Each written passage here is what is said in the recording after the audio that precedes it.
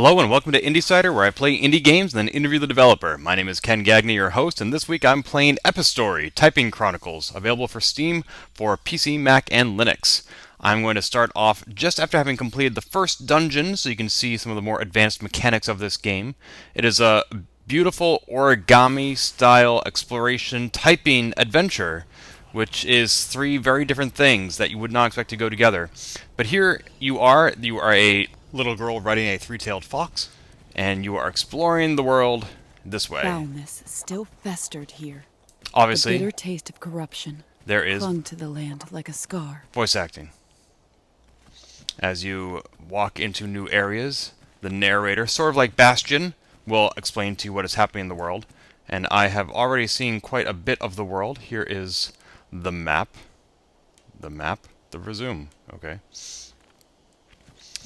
And as you encounter obstacles or enemies, you can type to destroy them. Anytime you think you're in an area where there's something you can destroy, you push spacebar, and whatever is on the screen that you can affect will pop up. Nothing here, as you can see, but if I go up here, I can type fiery or pyre. So there's fiery, and there's pyre. And the more things I destroy in a row, while that timer is counting down at the bottom, the more points I get. Now, as I explore the world is created, as if observing it makes it reality. Beautiful. Love it.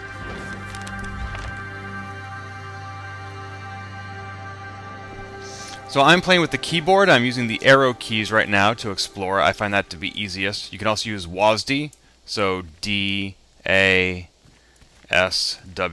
But you can also use E-F-J-I, I-J-F-E. I tried using that and it was a little confusing. It also was my first clue, though, that this is not a typing game in the sense of Mavis Meakin teaches typing or Reader Rabbit teaches typing. Because otherwise you'd have your fingers on the home keys, A-S-D-F-J-K-L semicolon. And that's not the case. A flame. Award. Oh, a maze, extra, fuel. There's an enemy over there. I'm destroying it. There. And I got an achievement. To the north stretched the forest.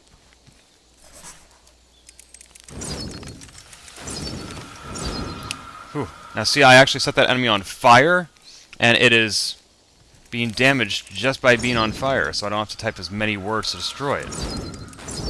Normally it takes 3, but that first one only took 2. And some sort of a power-up. Wonderful. Can I destroy the tree? Alder. Daisy.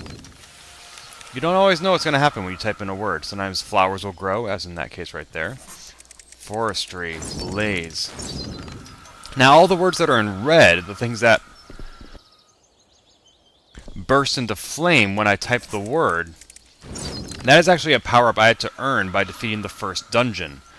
At first, when I came across these fiery words, they just appeared as indecipherable glyphs, and I had to gain the ability to type those words, basically.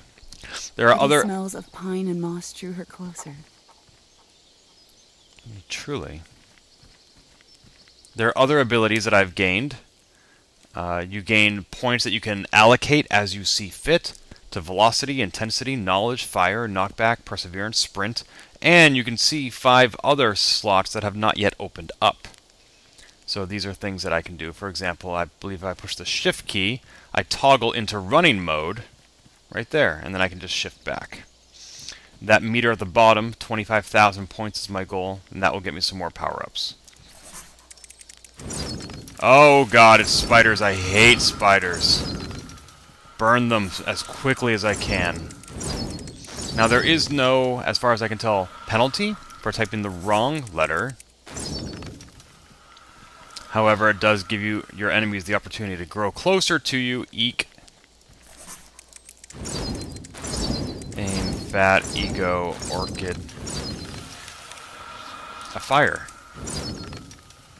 So I don't believe Typing of the Dead for the Sega Dreamcast, which I've never actually played, can be considered a typing tutor. It is a typing game, and that is much the same case here as well. New zone ready to be revealed. Cool. Profit. Price. Costly. Could there be money in here? Yay. So you can't control the camera, as you may notice, because I haven't done it yet. It is strictly this perspective. And then she saw the shadow within. Uh-oh. Lava. Am I about to enter a new dungeon? Is that what's going on here? Whoa, what is that? Huh, this does not look safe. And what was that other thing over here? Is that a new area, new world about to be revealed? Let's find out. Oh, I need 20,000 points? I have that. Don't I? Yeah.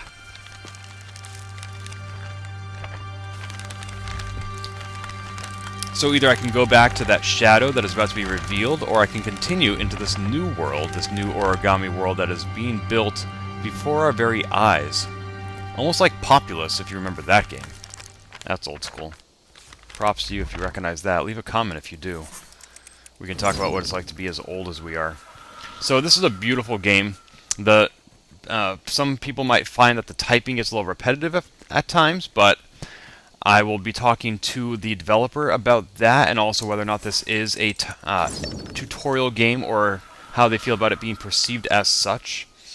And also just what inspired them to combine such very radically, in my opinion, different elements into a single game.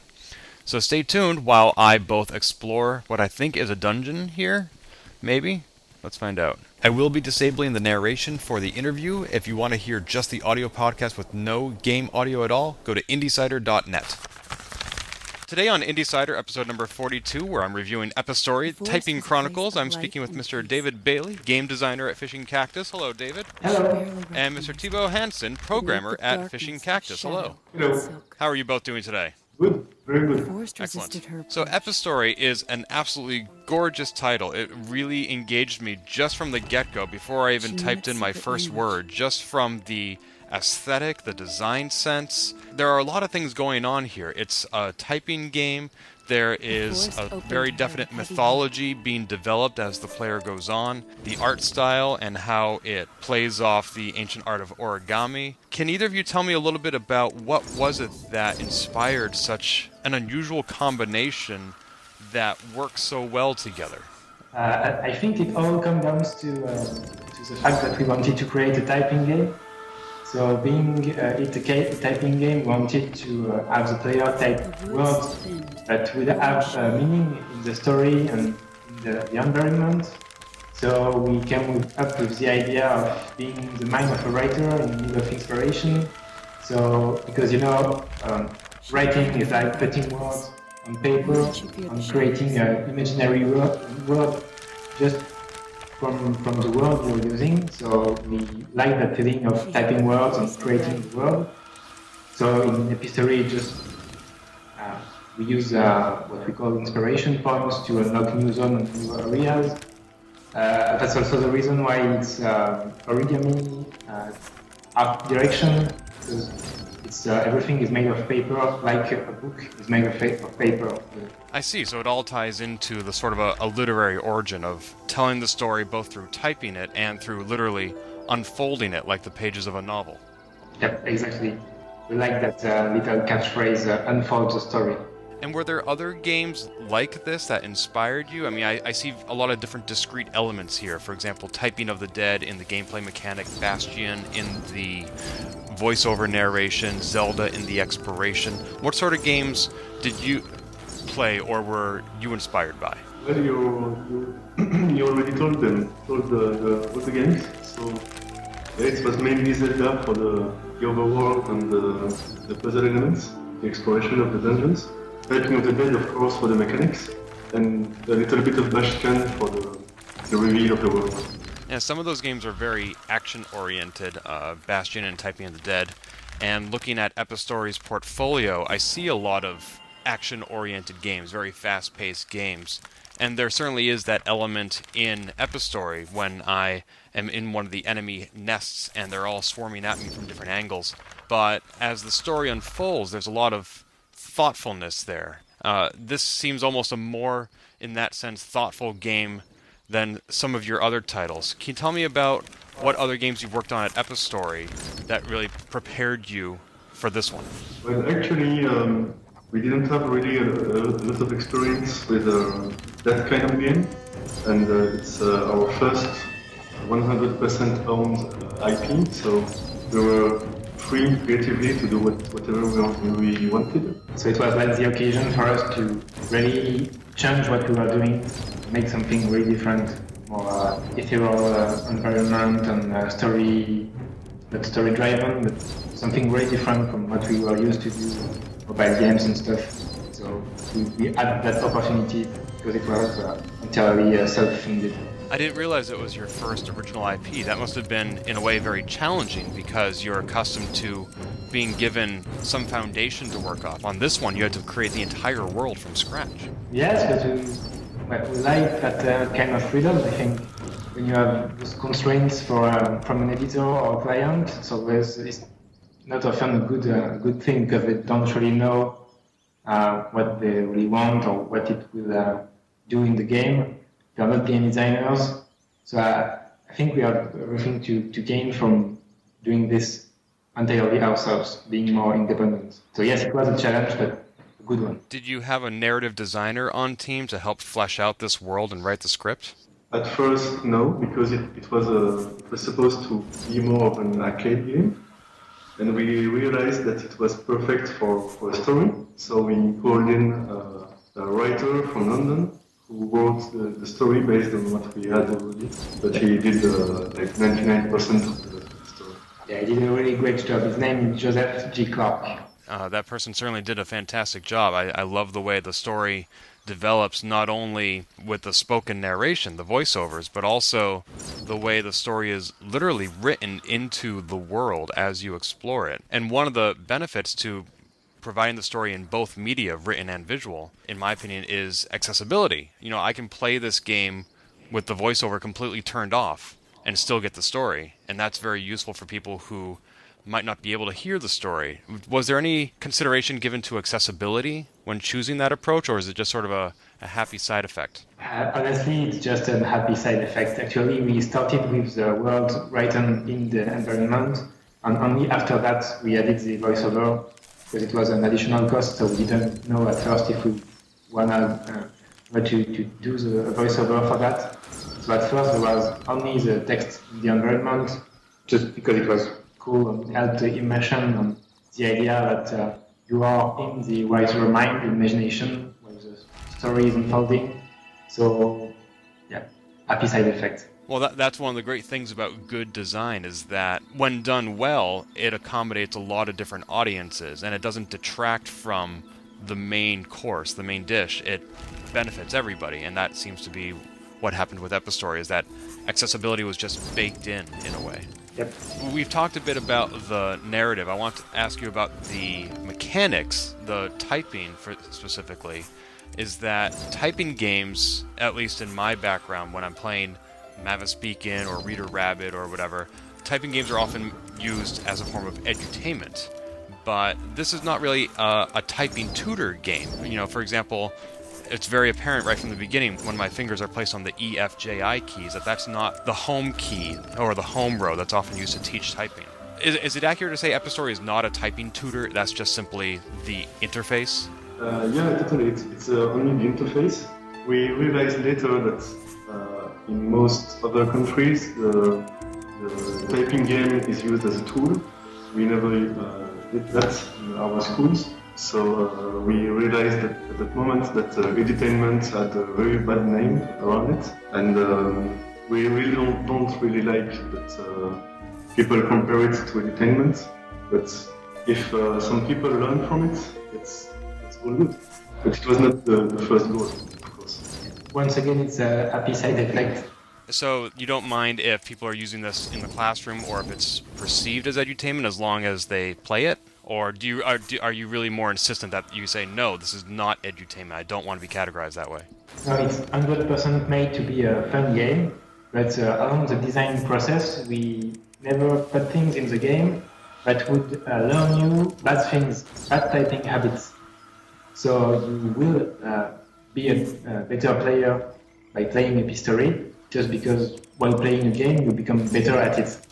But it's not made to be an entertainment. But of course, we designed it to not give you bad typing habits. That would be a bad game if it taught you bad habits. And do I understand correctly that Epistory has sort of a naturally evolving difficulty that it can perceive how well you're typing and throw challenges at you accordingly? Yes, there is. So actually, a lot of parameters in the game are dependent of different values that changes depending on how well you're playing the game. So gameplay aspects of if you win or lose combats or puzzles, and typing aspects in which we are tracking the word per minute value of the players to adapt the difficulty while they play, so that everyone can enjoy the game, even if you're typing really fast or really slow. And in addition to the difficulty, the game also evolves through the variety of upgrades that the character has available to them. Can you tell us a little bit about that mechanic and how that's used to keep the game interesting? Yeah, so we have several skills in the game. So in the later stages, you will have to switch from one magic to the other to overcome more challenging combats. And we also have several variation on typing style and typing element, I would say. For example, you would have to type a full row of the keyboard to unlock the door. That sort of breaks the monotony of typing all the time the same way. Were there any upgrades that you considered implementing that would have resulted in an imbalanced game and you had to remove it because it just wasn't working? Not really. Actually, everything we had in mind, well, of course, a lot of things you are killed in the early stages of development, but we didn't remove something at the very end of the development. So there is no, there won't be a director cut version of the game with missing features. And about how long does it take to play the full story? It's around 8 hours, so you can rush it and not explore everything and finish it a bit faster. But if you want to explore everything, buy all the upgrades, and if you want to play the arena mode, which is an infinite mode with always enemy coming at you, you can play it for more than 10 or 12 hours. Wow, that's a really good value, actually. I didn't realize it was that long. For some reason, I thought it was going to be shorter. How many dungeons are there in the game? There are 8 of them. Okay, so about an hour total to patrol each area and discover the dungeons and explore them. Excellent. Going back on the topic of accessibility a little bit, so this game is very literary, it's very narrative, and it is available in, if I understand the Steam listing correctly, 7 languages. What sort of unique challenges did it bring to make sure that that story works for such a diverse audience? There are several challenges. First, we didn't know how to speak, so didn't know how to write these languages. So we first had to learn and work very closely with our translators to know what was the keyboard layouts for each language, as special characters that were used. For example, we have Russian, so Russian has a Cyrillic alphabet, it's completely different. We finally installed some rules, like we can only use letters or special characters that can be right with only one keystroke on the keyboard. So, for example, in French, you have some weird characters, you have to first type one keystroke to unlock the accent, and then type the letter to have the accentuated letter. So that we forbid that in the game. So every character means always one keystroke. That way there is no gap of difficulty between the different languages. And then every word in every dictionary is defined by its length. So we ask that to the translators to find words related to something within a range of length. That way we have not the direct translation, but we have an equivalent word with the same difficulty to be typed. So you worked with an outside translation or localization team as opposed to sitting down with 7 different keyboards and figuring out what works with each? Exactly. And the voiceover, is that in English only? Yes. Is that something you're looking to add to future versions of Epistory, additional voiceovers in different languages? No, it is not planned. But additional languages without the voiceover will be possible, as we are currently integrating a beta version of modding via the Steam Workshop. So everyone can try and translate the game to add fan-based translation. Ah, great, excellent. one last question. When I go to the Fishing Cactus website, I'm immediately presented with sort of two different branches or divisions, the fun games and the serious games. How did that philosophy of having a foot in these two different camps influence Epistory? Because it seems like this is almost straddling those two, where the narrative and the mythology of this game is so beautiful that it can't be mistaken for just a casual game you play on your phone for a few minutes. And yet it is still very fun and very engaging, so it almost seems like a fun, serious game in a way. How does Fishing Cactus existing in these two worlds influence Epistory, if at all? So first of all, there is a split between the game aspect and the serious game aspect in the website, but with the studio there is no two separate teams. We all work in both kinds of projects. But Epistory is 100% game, so we made that as a merging of the both sides. But it's true that we can show that to our serious game clients to prove them that it's possible to make a real game but learn some things to players. Yeah, excellent. I can definitely see how this would appeal to a lot of different audiences, because there's a lot of things going on in this game that are very, very engaging and interesting. What would you say is the greatest challenge you encountered in creating Epistory? Like, what was the part that you really had to work on to get just right? I would personally say the typing, as it has to be juicy, reactive, it has to be easy to read. We spent weeks choosing a font, choosing both fonts for the typing text and the reading text. So I would say that, the typing. We had a lot of challenges, so I can't pick up another one because I was thinking about the control to move the character, because we had at some point we took like 2 weeks to try a lot of different control schemes because we were not happy with now it's EFGI. So we tried a lot of different kind of control to find the one that suits us well. And I like that you provided multiple different control schemes. I can use EFJI, I can use ASDW, I can use the arrow keys. It's very accommodating whether people want to adjust to use Epistory's input or they just want to use something else that they're used to. I appreciate that you provided that option. Exactly. But from our user feedbacks, we noticed that about half of the players like to use the EFGI, because once you get used to it, it's better to change into control and typing, because you don't have to move your hands on the keyboard. And the other half of the players don't want to learn new scheme control, which we understand. So we put WISD too.